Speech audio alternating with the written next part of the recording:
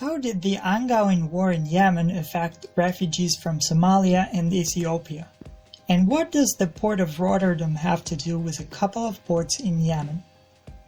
A country on the southern end of the Arabian Peninsula, the modern Republic of Yemen came into being in 1990.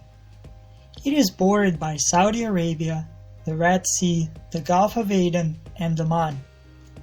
Yemen remains the world's worst humanitarian crisis due to an ongoing multi-sided war, mainly between the Abdurrahman Mansur Hadi-led Yemeni government and the Houthi armed movement, along with their supporters and allies. Both claim to constitute the official government of Yemen. President Hadi, as well as the government of Yemen, lived in exile in Saudi Arabia, but since December 2020 operate out of Aden.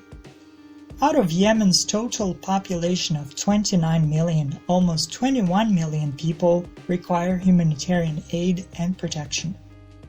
The U.S. State Department recently accused the Houthis of worsening Yemen's humanitarian crisis by attacking the gas-rich Marib region, the last northern stronghold of the Saudi-backed government that the Houthis drove out of Yemen's capital, Sana'a. As of April 2020, Houthis control all of North Yemen except for Marib Governorate. As of April 2020, Houthis control all of North Yemen except for Marib Governorate. Today, over 16 million Yemenis do not know where their next meal will come from.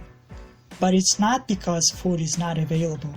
It is, but it's very expensive. Nearly 50,000 people are essentially starving to death, as pockets of famine-like conditions have returned to the country for the first time in 2 years. Another 5 million vulnerable people are just one step away from famine. This year, 400,000 children under age 5 are expected to suffer from severe acute malnutrition and could die without urgent treatment in Yemen. Around 1.2 million pregnant or breastfeeding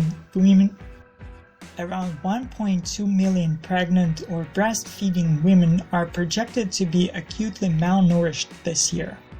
These are among the highest levels of severe acute malnutrition recorded in Yemen since the conflict began in September 2014. Yemen's ports are responsible for 60 to 70% of all imports to Yemen. But with reduced capacity due to the ongoing conflict and the lack of maintenance, what was once an economic engine is shattering. Shipping companies are forced to pay high war insurance premiums, and the ports can only handle a few ships at a time. This significantly slows the offloading process and potentially compromises the quality of the supplies. With the extra work required to berth ships at damaged docks, the additional costs are transferred in their entirety to the Yemeni consumer. What was once handled in numerous Yemeni ports is now coming to Mukalla. Established in 1985, the port of Mukalla was designed to serve the northern reaches of Yemen's Hadramaut Governorate. The main economic force in the area, it has largely avoided damage from the war, yet it's suffering from a lack of infrastructure maintenance and limited resources. The container terminal at the port of Aden, almost 800 kilometers west of Mukalla, is one of the largest and best in Yemen, but it has aging and outdated equipment. The United Nations Development Program partnered with Yemen's port authorities, the Netherlands Enterprise Agency, and the Port of Rotterdam to assess and improve the capacity of each port. The conflict in Yemen has set back development gains by more than 20 years. Surveys conducted by aid agencies consistently show that hunger and needs are greater in areas closest to the front lines. Without an immediate end to hostilities across Yemen and good faith engagement to find political and peace-building solutions, needs will continue to grow. U.S. Secretary of State Antony Blinken reiterated a call for the Houthis to accept a nationwide ceasefire and a resumption of talks on a political settlement to the 7-year-old conflict. The UN envoy to Yemen, Martin Griffiths, admitted in his last briefing to the Security Council that the two parties to the conflict have not yet overcome their differences. During his recent visit to Sana'a, Griffiths told the United Nations the Houthis leader Abdelmalek al-Houthi had insisted there must first be an agreement on reopening Sana'a airport and the key Hodeidah port, and only after that is done would the Houthis begin negotiations on a ceasefire, a first step toward reviving peace negotiations.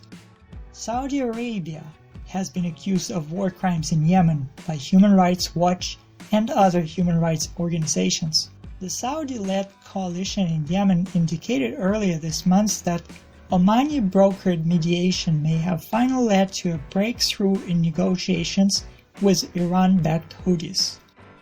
This agreement, which may yet fail to hold, considering attacks and provocative statements by the Houthis, was reached after months of intensive meetings in Oman's capital Muscat between Omani, Saudi, and Yemeni government and Houthi representatives, and against a backdrop of rising international pressure. Earlier this month, a Houthi drone crashed into a school in Saudi Arabia, although without casualties. Despite this whole tragic situation, Yemen itself is still hosting over 135,000 refugees from Somalia and Ethiopia. Yemen remains the world's worst man-made humanitarian crisis.